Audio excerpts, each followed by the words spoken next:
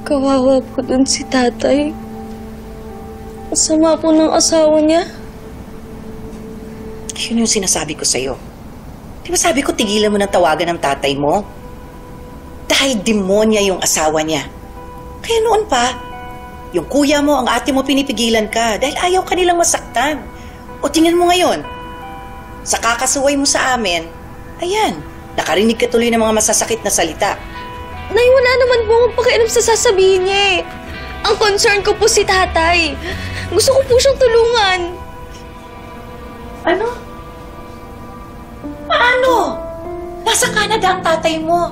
Paano mangyayari yun, anak? Nay, hindi ko po alam, pero kailangan niya ako, Nay. Kailangan po na alam niyang may nagmamahal sa kanya, tsaka may nagkikare.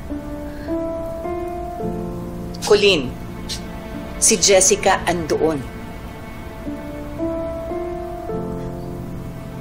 Nay, iba pa rin po yung tayo yung mag-reach out.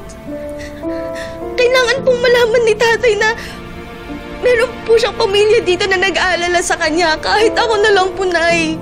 Colleen, hindi. Huling beses mo na itong tatawagan ng tatay mo, ha?